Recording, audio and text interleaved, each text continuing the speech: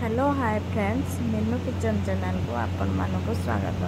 केमिति अछंती सांग माने आशा करछि समस्ते भलरे थिबे। तो मु आज गोटे नुआ रेसिपी नेकिना आछि। तो छतुर गोटे भजा छतु ताटिया बसा आपण कहि पारंती कि छतु भजा कहि पारंती किंतु एटा मो रेसिपी अनुसार छतुर एटा मु ताटिया बसा करछि।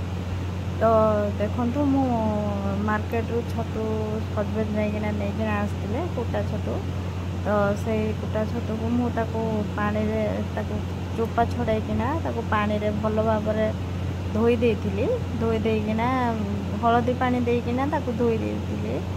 तो हलदी पानी देले तादेर जो जीवाणु गुड़ा थे तादेर से हलदी पानी द्वारा तादेर जीवाणु सब बाहर जाती।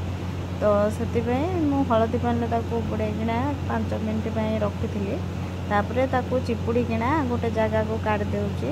देखो एमती दी थर पखापाखि मु छतु को धोईची थर को 2 थर धोईची भल भाव धोईदेवे जमी जो रेड कलर पानीटा जिते पर्यंत न बाहरला पर्यंत से पर्यंत धोईदेवे।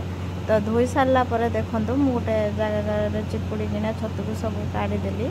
काढ़ीकिना गोटे कड़े अल्प सोरिष तेल नाली छतु को ताको पकेली।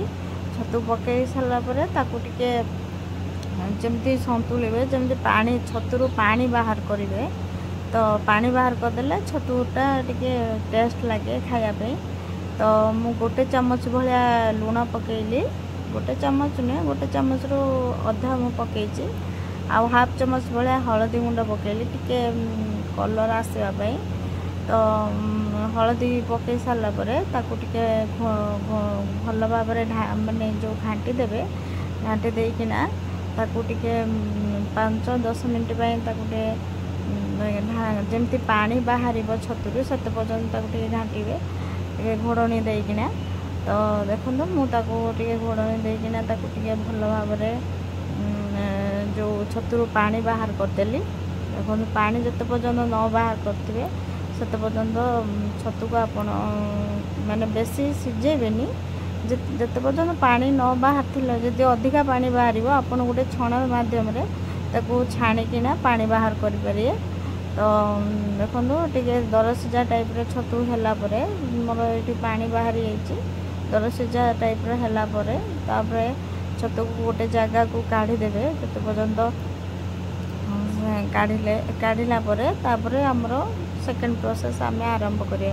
देखो मुझे छतु को एमती टाइप आउ जो बड़का पानी थिला ताको मु बाहर करची।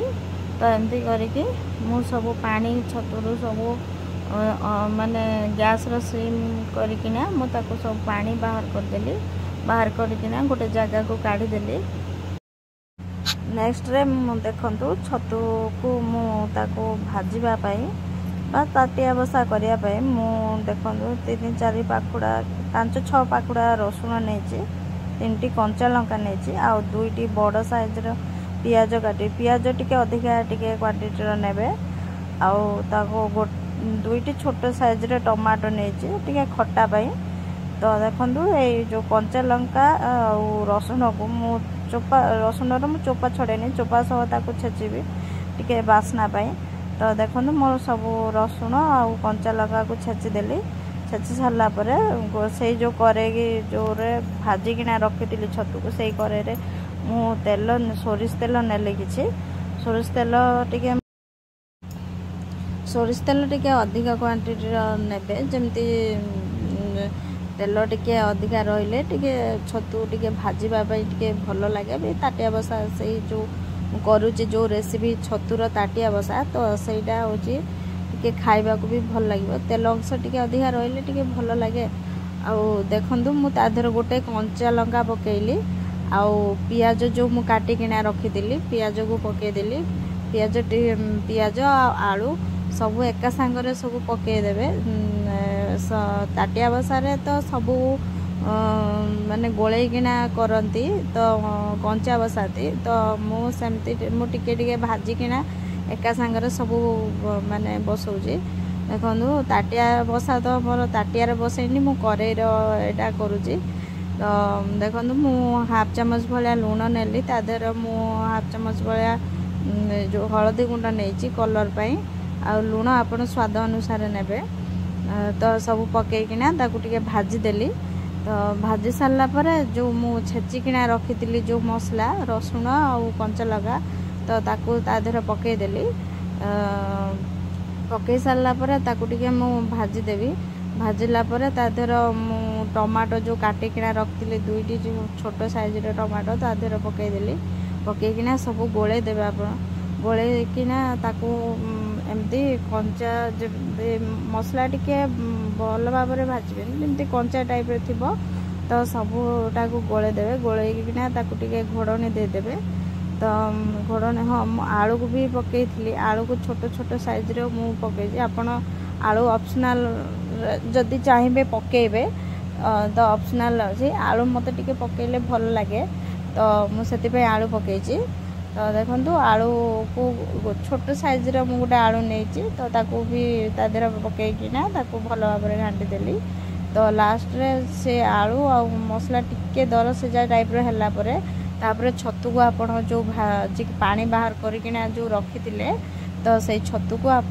पकईदेवे पकईकिना ताकू भल भाव में गोले देवे गोलैकिना ताकू ढांकुणी देकिना 10 मिनट जमती आलू आ छतु तादेह जमती सीझब तो सेमती ढांकुणी देकिना से पर्यंत आप सीझेबे 5-10 मिनट पाखापाखि सीझेबे तो मझे मझे टिके घाटुवे जमती छतु न लगे तो पुणी देखो मो आलू मोर सीझी नाला तो से आउ थे मु ढांकुणी देकिना आउ टिके सीझेबा छाड़ी देती तो देखो ये मोर छतु मोर भी सीझी जाइए आलू भी सब भल भाव में सीझाई तो छतु मु ताटिया बसा एमती टाइप रे लास्ट को टिके धनिया पत्र देकिना ताकू टिके भी गोले देवी तो मो बो एमती टाइप छतुर ताटिया बसा करे तो केमिति लागिला निश्चित जणेबे कमेंट माध्यम